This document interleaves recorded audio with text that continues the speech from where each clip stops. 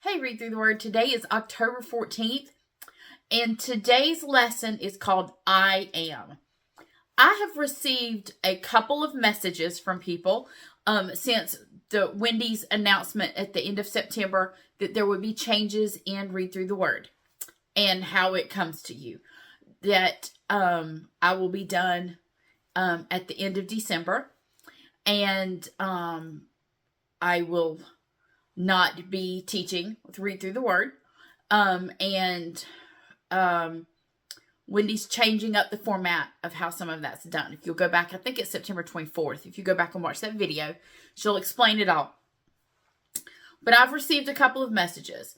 Off the top of my head, for me to do some nerdy stuff as I'm finishing out. So you might notice me switching to some really nerdy things because I've had people ask that. And another thing is book recommendations. If I will because I do book things. So I'll try to put some of those in my lessons, and I'll try to do some of those, I don't know if Facebook Live helps you. Facebook Live to recommend some books too. So if there's something, like I said this before, if there's something in the lesson you're looking for, or if there's something you know that's coming up, if this helps you, my schedule is Tuesday and Thursday for October, November, and December. If there's something you see coming up, Lisa, I don't quite understand this. Can you make sure you cover this? I will try my best to help you. So here we are. The lesson is called I Am, and it's John 8:14. This was in our reading today.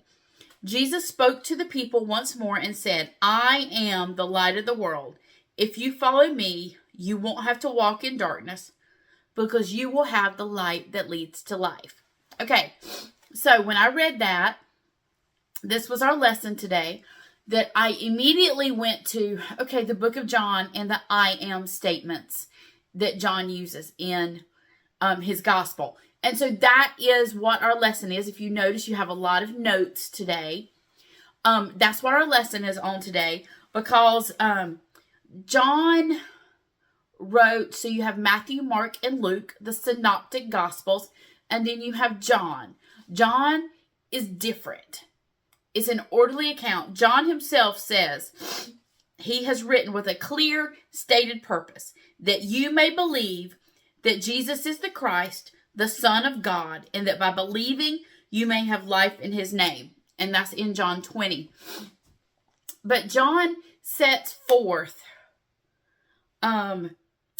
there's 7 miraculous signs. There's 7 powerful I am statements. There are 7 witnesses.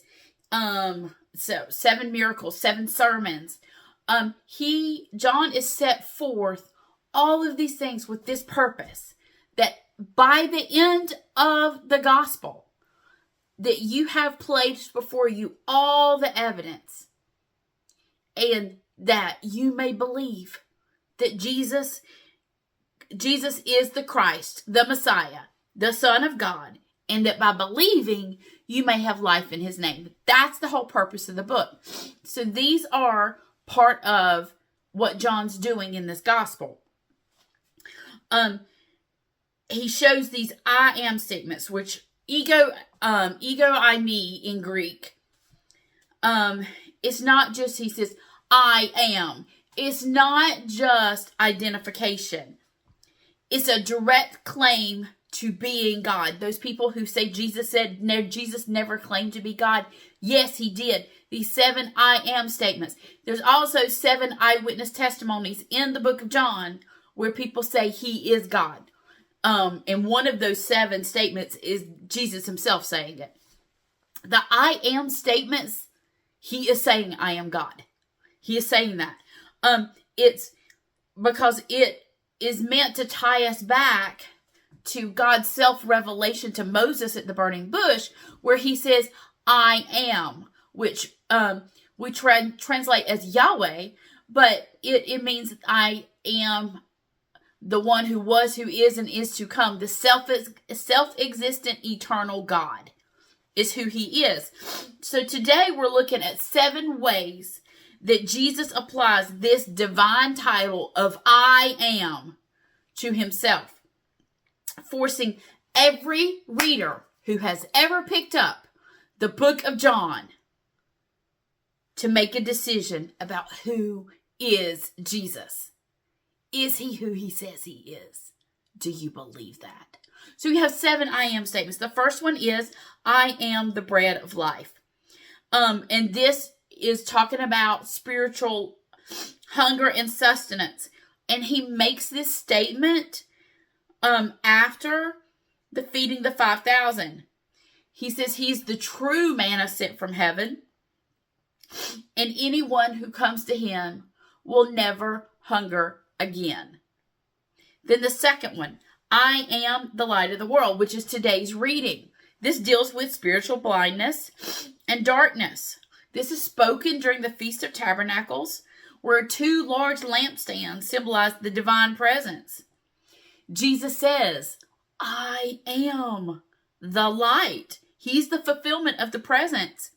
He is the ultimate truth. Following him prevents one from walking in the darkness of sin or ignorance. We'll get there when we get to the end of the lesson where all of this really clicks. So the third I am statement, I am the door or the gate. This has to do with exclusion or access. Jesus is the only way to the Father. He provides access to salvation and safe pasture, eternal life. Number 4, I am the good shepherd. This addresses the needs of direction, security, leadership. Unlike hired hands, the good shepherd lays down his life for his sheep. He offers personal, sacrificial care and absolute security. Number 5, I am the resurrection and the life. This deals with mortality and the fear of death. This, he says to Martha before raising Lazarus. Jesus is not just the path to life. He is life itself. Believing in him means that if someone dies physically, they will live eternally.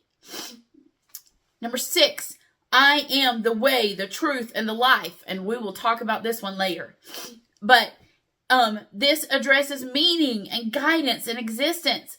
This is Jesus's most comprehensive statement. He says he says he is the only way to the Father, the absolute truth that reveals reality, and the source of life for eternity. There is no alternative route. There is no valid claim outside of him. Number 7, I am the true vine. This deals with fruitfulness and dependence. He is the source of all spiritual vitality and production. To bear any fruit, spiritual growth, good works, we must remain in him, abide in him, stay connected to him. Because separation means spiritual death. We're cast off and thrown into the fire and burned. That's what John 15 says. When Jesus uses this phrase, I am, 7 times, he repeatedly identifies himself with the God of Israel. John presents Jesus not as a great teacher, but as the self-existent, all-sufficient God who has condescended to become flesh to meet our deepest needs.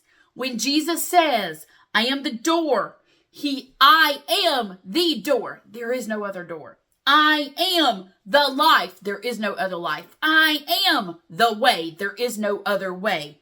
He implies everything else is death. So there's no middle ground here. There's no middle ground. John pushes you to decide, is this who Jesus is? C.S. Lewis says, if Jesus makes these claims, he's either a liar, a lunatic, or Lord.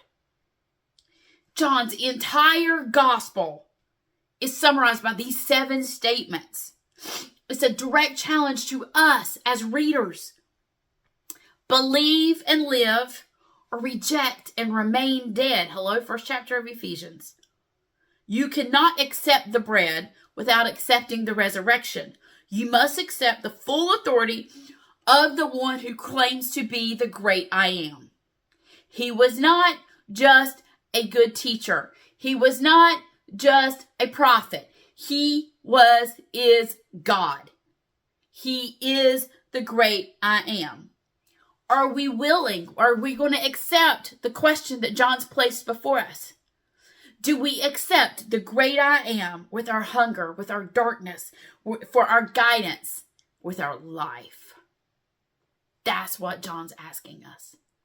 What do we do with the great I am? See you next time on Read Through the Word.